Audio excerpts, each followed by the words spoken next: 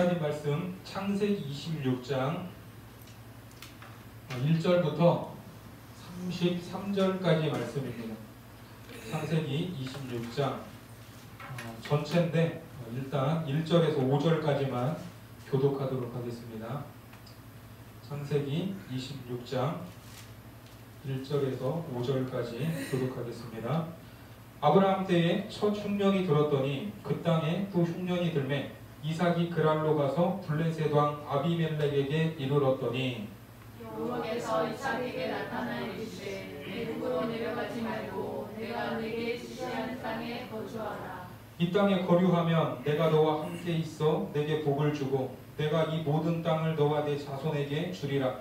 내가 내 아버지 아브라함에게 맹세한 것을 이루어 내 자손을 하늘의 별과 같이 번성하게 하며 이 모든 땅을 내 자손에게 주이니 내 자손으로 말미암아 천하 만민이 복을 받으리라. 같이 봅니다. 이는 아브라함이 내 말을 순종하고 내 명령과 내 계명과 내 율례와 내 법도를 지켰음이라 하시니라. 아멘. 오늘은 성화 두 번째 시간입니다. 이 창세기 26장에는 믿음의 조상, 이 아브라함의 아들인 이 믿음의 후손이죠. 이삭의 생애가 간단하게 소개되어 있습니다. 자, 그런데 이제 우리가 본문을 읽으면서 느낄 수 있는 것이지만 이 어디서 많이 본 듯한 장면이 26장에도 반복이 됩니다. 이 믿음의 후손인 이삭이 삶에서 이런저런 실수를 하게 되는데 아버지 아브라함의 실수가 이삭에게도 있었고 아버지의 거짓말을 그대로 따라하는 장면이 나옵니다. 자, 이래서 부전자전인가 하는 생각도 들지만 성경은 이런 내용들을 가감없이 기록하면서 우리에게 메시지를 던지고 있습니다. 자, 먼저 1절 말씀 같이 다시 한번 읽겠습니다. 시작. 아브라함 때에 첫 흉년이 들었더니 그 땅에 또 흉년이 들매 이삭이 그랄로 가서 블레셋 왕 아비멜렉에게 이르렀더니. 자, 1절에 흉년에 대한 이야기가 나옵니다. 흉년. 자, 아브라함 때의 흉년을 언급을 하고 있죠. 자, 여러분 기억나시겠지만 아브라함은 하나님이 가라고 하신 이 가나안 땅에 갔는데 하나님이 가라고 해서 갔으면 조금 걱정 없이 살게 해 주셔야 되는데 가자마자 그 땅에 흉년이 들었습니다. 창세기 12장 10절 말씀에 보면 그 땅에 기근이 들었으므로 아브라함이 애굽에 거류하려고 그리로 내려갔으니 이는 그 땅의 기근이 심하였음이라. 자, 이때가 아브라함 쪽의 기근이었어요. 자, 아브라함이 75세 때에 하란을 떠나서 가나안에 도착했을 때 흉년이 들었고 아브라함이 몇 세에 죽었죠? 175세에 죽은 다음에 흉년이 들었으니까 지금 이삭이 만난 이 흉년은 100여 년 만에 들이닥친 아주 극심한 흉년이었습니다. 아마도 이삭은 아브라함이 흉년에 애굽에 내려가서 살아남았던 그런 이야기를 들은 적도 있을 것입니다. 야, 아버지가 말이야 예전에 흉년이 들었을 때 그래서 이 흉년에도 굶주리지 않고 살아남을 수 있는 곳은 어디다? 큰 나일강이 흐르고 있는 애굽뿐이라고 생각을 하고 거기로 내려가려고 했습니다. 아버지 아브라함도 하나님께 물었어요? 안 물었어요? 묻지도 않고 곧바로 애굽을 향해 내려가지 않았습니까? 바로 이런 상황을 지금 이삭이 마주하게 된 것입니다. 그래서 어떻게 합니까? 일단 이제 애굽으로 가려고 장소를 옮겼어요. 그 지역이 어디였냐면 블레셋입니다. 그런데 하나님은 이삭을 막습니다. 2절 말씀 같이 읽겠습니다. 시작. 여호와께서 이삭에게 나타나 이르시되 애굽으로 내려가지 말고 내가 너에게 지시하는 땅에 거주하라. 자, 애굽으로 가려고 하는 이삭에게 하나님이 나타나셔서 가래요, 가지 말래요? 가지 말라고 막습니다. 그러면서 내 말에 순종하면 복을 주시겠다 이렇게 약속을 해요. 자, 3절과 4절 같이 읽습니다. 시작. 이 땅에 거류하면 내가 너와 함께 있어 내게 복을 주고 내가 이 모든 땅을 너와 내 자손에게 주리라. 내가 내 아버지 아브라함에게 맹세한 것을 이루어 내 자손을 하늘의 별과 같이 번성하게 하며 이 모든 땅을 내 자손에게 주리니 내 자손으로 말미암아 천하 만민이 복을 받으리라. 자, 어때요? 아브라함 때는 애굽으로 가든지 말든지 하나님이 아무 말씀도 없었는데 지금은 하나님이 나타나셔서 가지 말라고 막고 계십니다.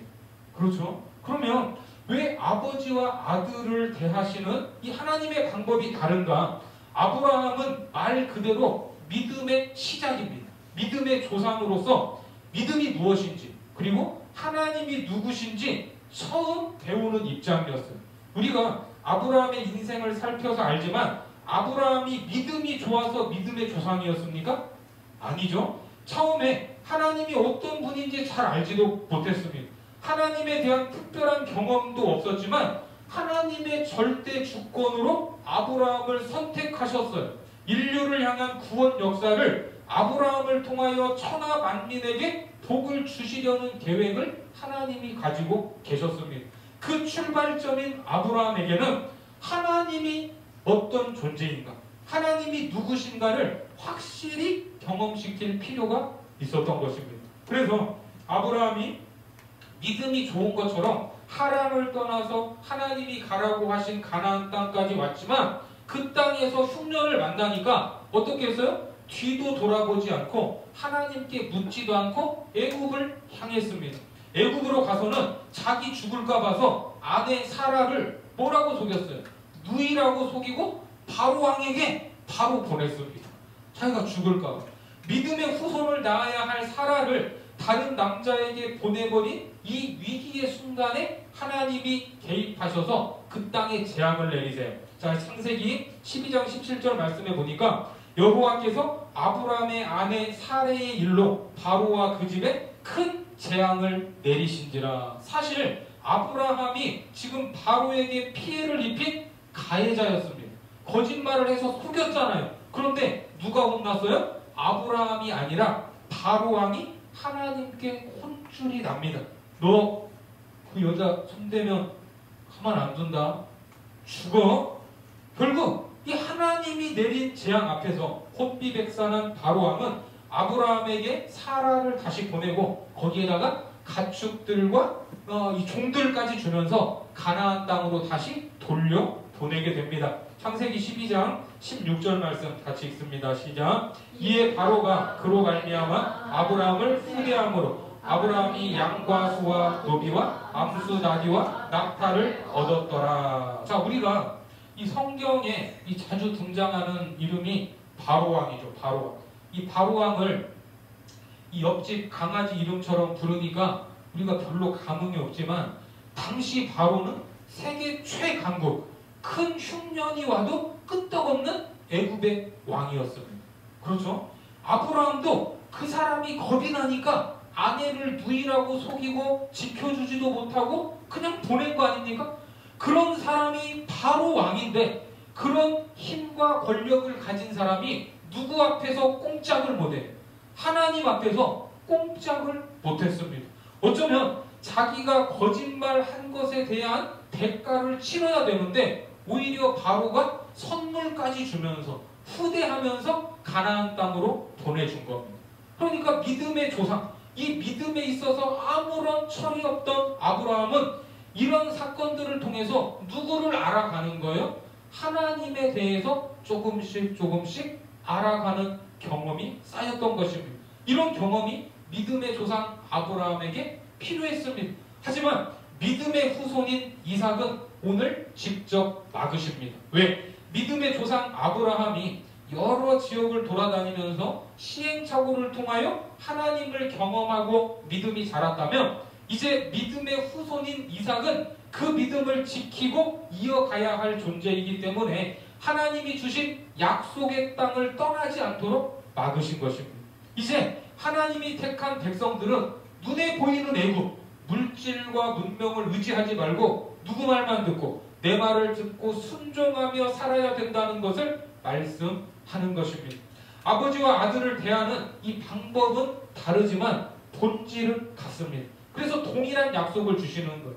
애굽으로 가냐 안 가냐 그것이 중요한 것이 아니라 뭐가? 하나님의 말씀이 기준인 줄 믿으시기 바랍니다.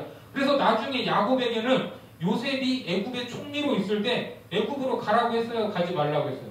가라고 했어요. 그래서 일가가 애굽으로 내려가는 그런 일들도 있습니다. 그러니까 주님이 가라고 하면 가는 것이고 주님이 멈추라고 하면 멈추면 됩니다. 하나님은 말씀에 순종하느냐 그렇지 않느냐를 보고 계신다는 것을 기억하시기 바랍니다. 자, 그리고 5절 말씀 같이 보겠습니다. 시작. 이는 아브라함이 내 말을 순종하고 내 명령과 내 계명과 내 율례와 내 법도를 지켰음이라 하시니라.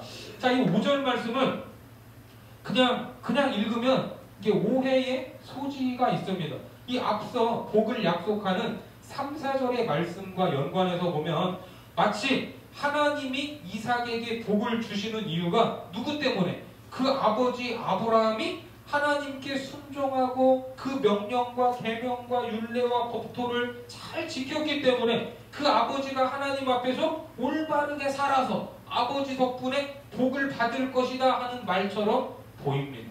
그래요, 안 그래요? 그렇죠? 그런데 우리가 아브라함이 걸었던 믿음의 여정을 살펴봤지만 아브라함이 하나님의 말씀에 그렇게 순종을 잘했습니까? 순종을 잘했어요? 못했어요?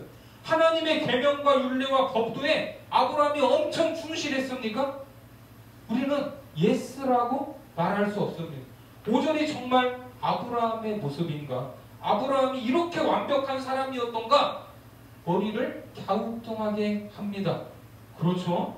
그래야 돼요. 자, 창세기 11장부터 시작된 이 믿음의 여정은 이 5절처럼 그렇게 생기지 않았어요.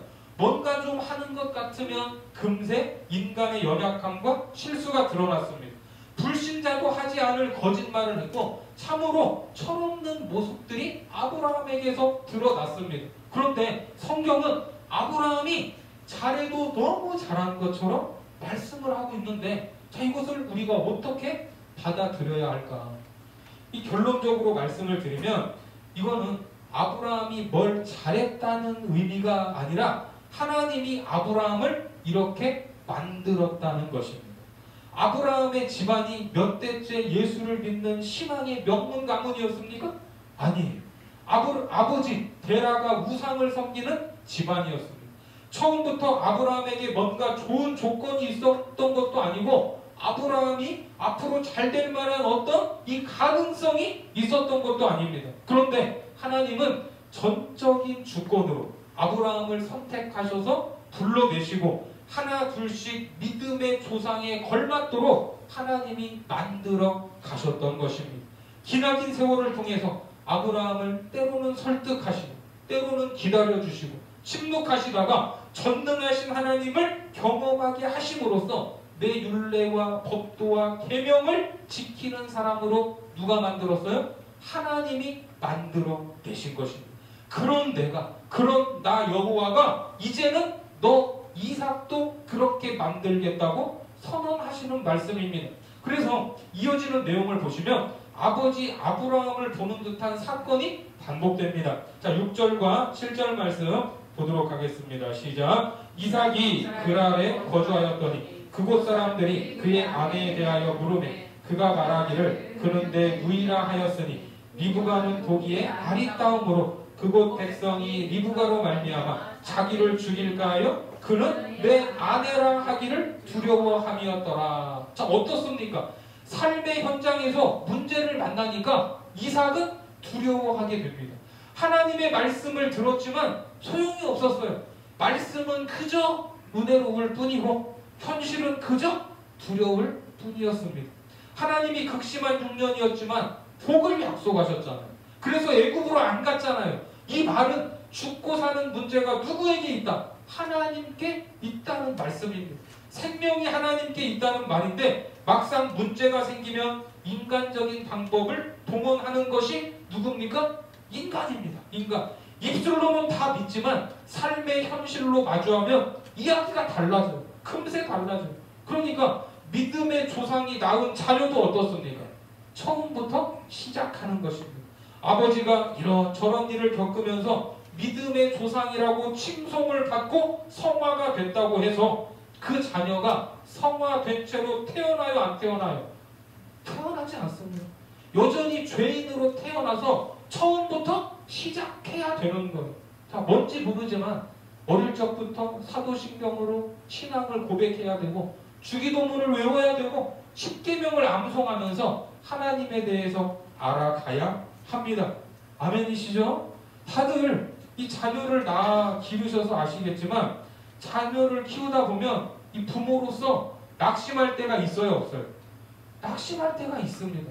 물론 하나님께서 우리의 자녀들을 만나주시고 인도하실 것이라는 믿음도 있고 잘못했을 때 훈계하고 마땅히 가르칠 것도 가르치는데 여전히 이것들이 하는 짓을 보면 변화가 있어요, 없어요? 변화가 없습니다. 변화가 없어요. 어떤 때는 이게 더 퇴보하는 듯한 느낌이 들기도 합니다. 너무나 실망이 크면 어떤 생각이 들어요? 내가 이러려고 부모가 됐나 하는 이 자괴감이 들기도 합니다. 그냥 버려두고 네 인생 네가 살아라 하는 마음이 들 때도 있습니다. 인간적인 한계가 느껴져요. 그런데 이 자녀들이 하는 짓을 가만히 지켜보면 이게 누가 하던 짓입니까? 내가 하던 짓이 내가. 여러분들의 모습이 보이지 않습니까? 저만 그런가? 저만? 네? 어떤 때는 정말 나를 보는 것 같아요. 그런 나였지만 하나님을 만나서 변화되고 아직도 부족한 것이 많지만 그래도 믿음 안에 살고 있다면 우리의 자녀들도 하나님이 만나 주실 때가 있다는 것입니다. 그러니까 자녀를 보면서 낙심되고 실망하고 포기하고 싶을 때도 있지만 누구는 포기하지 않으세요? 하나님은 포기하지 않으신다는 것을 믿으시기 바랍니다. 그래서 우리의 자녀들도 하나의 인격체로서 하나님을 만나야 되고 그분을 경험하면서 성장해야 됩니다.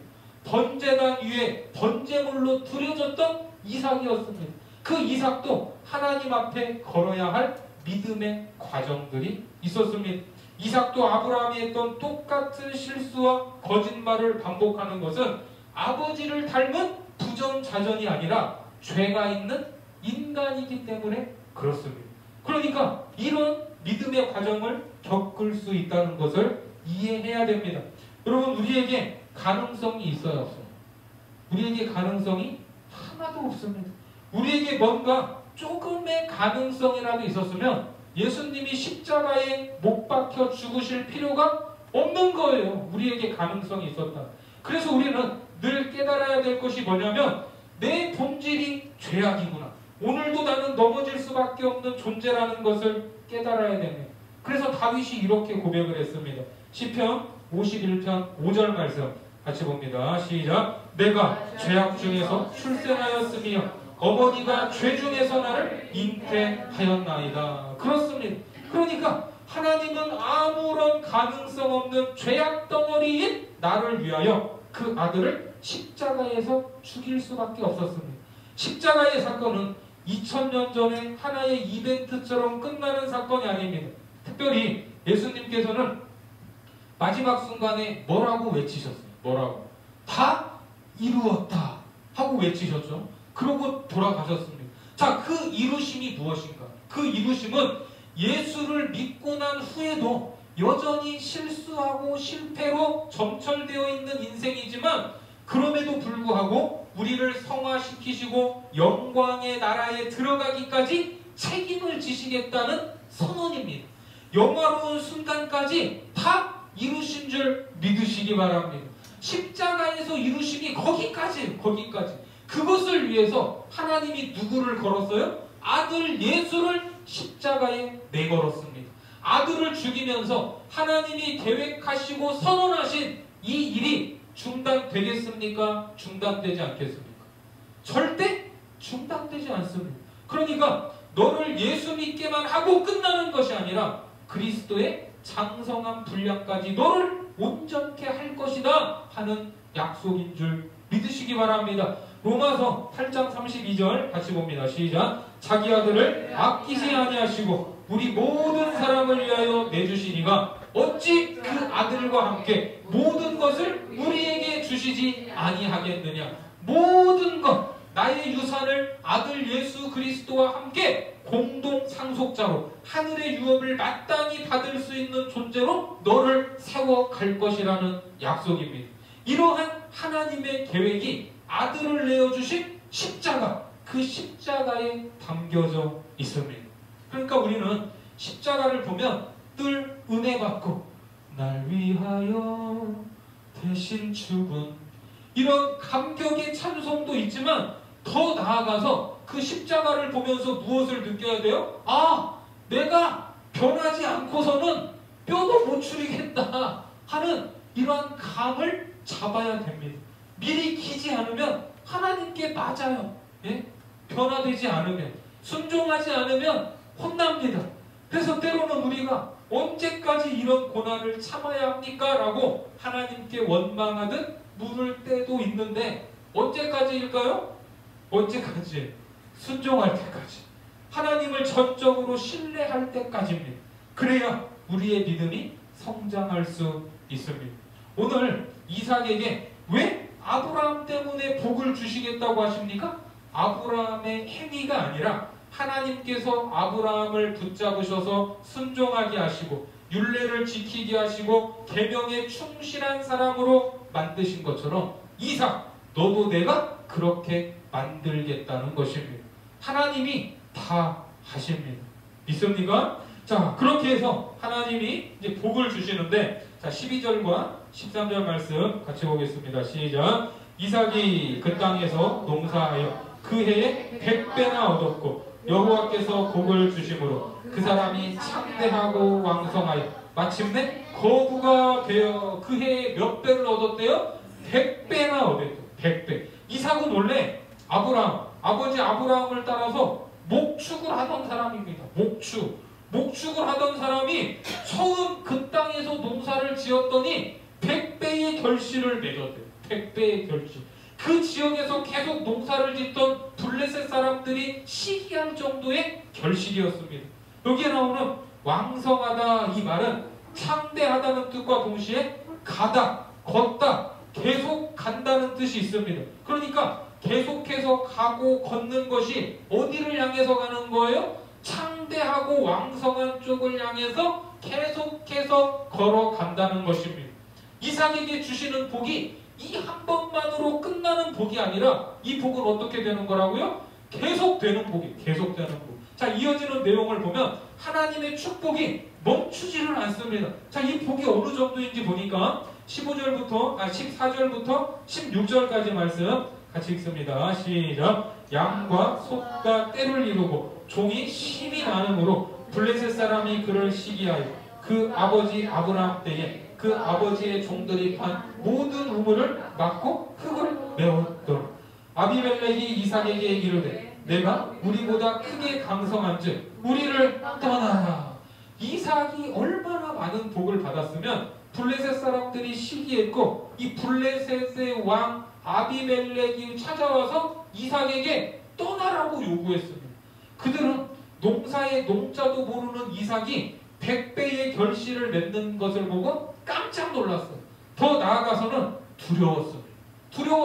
사실 이삭이 두려운 것이 아니라 이삭과 함께 하시는 하나님이 두려웠던 것입니다. 아버지 아브라함도 잘 살았는데 이삭은 그 아들은 그것보다 더 잘 되는 것 같았어요. 그래서 이삭이 더 강해지기 전에 블레셋 땅에서 떠날 것을 요구하게 됩니다. 자, 이 정도 복이면 도대체 어떤 복이에요? 놀랍죠? 결국 이제 어떻게 되냐면 자, 17절부터 19절까지 계속해서 읽습니다. 시작. 이삭이 그곳을 떠나 그랄 골짜기에 장막을 치고 거기 거류하며 그 아버지 아브라함 때 팠던 우물들을 다시 팠으니 이는 아브라함이 죽은 후에 블레셋 사람이 그 우물들을 메웠으니 이삭이 그 우물들의 이름을 그의 아버지가 부르던 이름으로 불렀더라.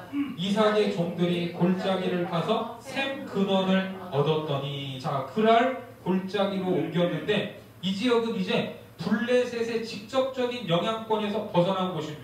흉년 때문에 블레셋으로 갔던 이삭은 이제 이 근처에서 15년을 넘게 살았는데 그 15년이 넘게 살면서 이게 다 이뤄놓은 것을 다 내려놓고 새로운 곳에서 정착한다는 것은 쉽지만은 않았습니다. 이게 또 준비할 것들이 많이 있잖아요. 그래서 아버지 아브라함이 팠던 우물을 다시 파고는 어떤 이름으로? 옛날 부르던 그 이름 그대로 다시 부르게 됩니다.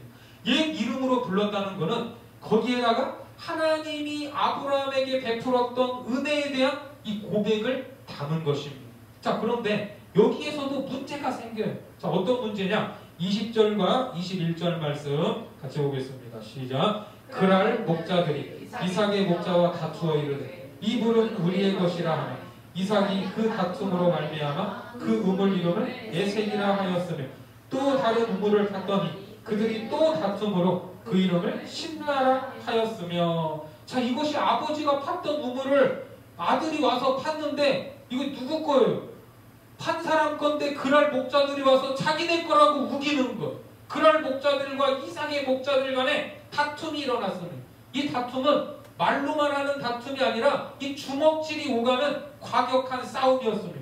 그렇게 싸움이 일어나고 힘들게 판 우물을 빼앗깁니다. 화가 날까요? 안 날까요? 얼마나 화가 나면 우물 이름을 다투다는 뜻의 에색이라고 지었겠습니까? 광야에서 이 우물은 생명입니다. 생명. 그만큼 쉽게 얻을 수도 없는 거예요. 땅을 팠다고 해서 무조건 우물이 터져 나오는 것도 아닙니다. 그런데 우물을 파자 물이 터졌다는 것은 큰 축복인데 정당하게 얻은 이 축복, 우물을 빼앗겼으니 얼마나 억울하겠습니까? 하지만 그들은 그 지역의 터줏대감 노릇을 하면서 막 때로 덤비니까 나그네인 이삭은 맞서 싸우지도 못하고 무력하게 피할 수밖에 없었습니다. 2번이나 우물을 빼앗긴 후에 이제 물이 나올 확률이 희박한 곳에서 또다시 우물을 팠어요. 자, 거기에서 어떻게 됐습니까? 여기에서 물이 또 터져 나왔어요. 자, 22절 말씀 같이 봅니다. 시작. 이삭이 거기서 옮겨 다른 우물을 팠더니 그들이 다투지 아니하였으므로 그 이름을 르호봇이라 하여 이르되 이제는 여호와께서 우리를 위하여 넓게 하셨으니 이 땅에서 우리가 번성하리로다 하였더라. 이 르호봇, 장소가 넓다는 뜻으로 하나님이 우리를 위해 넓게 하셨다 이렇게 말합니다. 자, 이게 무슨 말인가? 억울하고 화가 나는 일을 당했습니다. 그런 다툼을 피해서 우물을 팠는데 그 과정에서 이삭이 배운 것은 하나님의 지경이 사람의 지경보다 훨씬 넓다는 것을 배웠어요. 그 고백을 합니다. 그 우물이 없으면 안 될 줄 알았는데 이렇게 우물을 또 빼앗기면 우라가 터졌는데 그냥 다른 곳에서 파기만 하면 우물이 터져요, 안 터져요? 터져 나오는 거예요. 우물이 파기만 하면. 이런 과정을 통해서 이삭의 믿음이 더 성장했습니다. 그러니까 물이 잘 나올 만한 땅이 중요한 것이 아니라, 장소가 중요한 것이 아니라 누가 함께 하느냐 안 하느냐, 하나님이 함께 하느냐 안 하느냐가 중요하다는 걸 깨달았습니다. 아멘이십니까? 하나님이 아버지 아브라함에게도 이런 동서남북을 보게 하신 적이 있습니다. 창세기 13장 14절과 15절 말씀에 보면 롯이 아브라함을 떠난 후에 여호와께서 아브라함에게 이르시되 너는 눈을 들어 너 있는 곳에서 북쪽과 남쪽 그리고 동쪽과 서쪽을 바라보라. 15절 같이요. 보이는 땅을 내가 너와 내 자손에게 주리니 영원히 이르리라. 그렇습니다. 이와 마찬가지로 이삭은 우물을 통해서 더 넓은 지경을 보게 된 것입니다. 이삭의 영적 안목이 넓어졌고 불가능을 가능케 하시는 하나님을 경험한 줄 믿으시기 바랍니다. 때로 하나님께서는 우리를 이렇게 인도하시기도 합니다.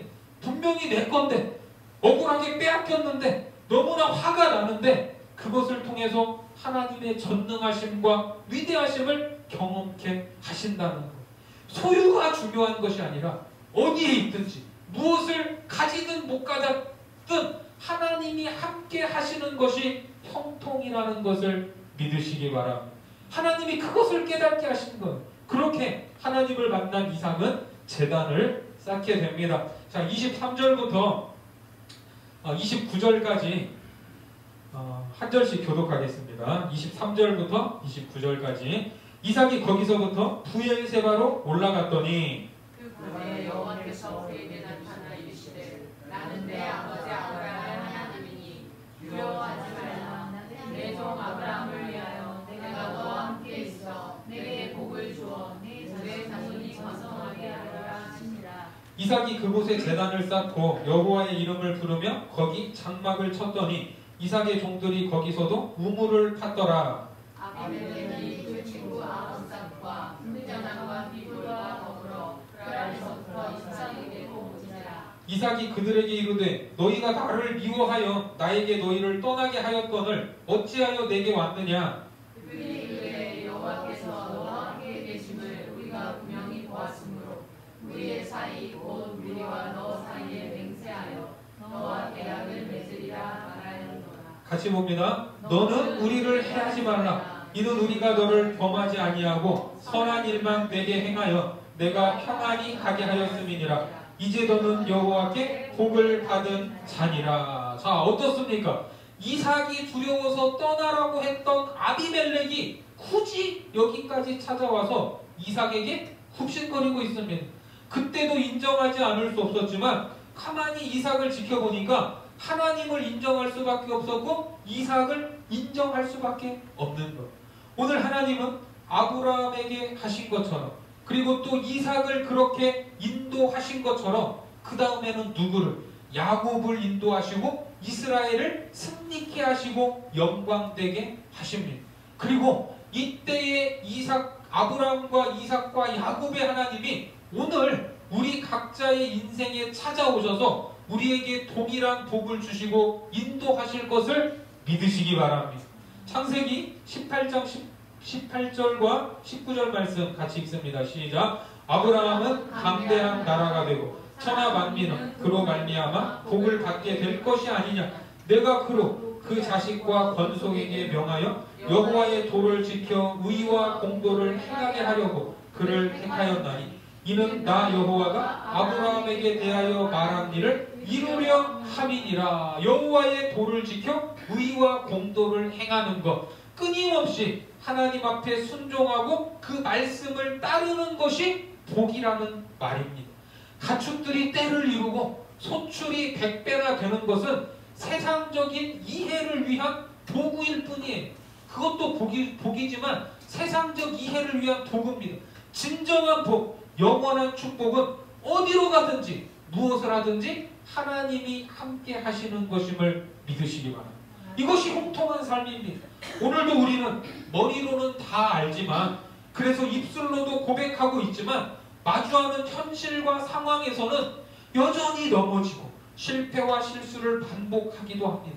하지만 어떤 상황에서도 독생자 아들을 걸고 우리에게 모든 좋은 것을 주시겠다고 약속하신 하나님의 그 신실하심이 우리를 오늘도 포기하지 않으시고 찾아오시고 인도하시고 개입하신다는 것을 믿고 깨닫게 하시는 여호와의 말씀, 그 길을 따라 그분의 의를 이루고 그분과 동행하는 삶, 형통한 삶이 되기를 주님의 이름으로 축원합니다. 기도하겠습니다. 하나님, 우리가 받은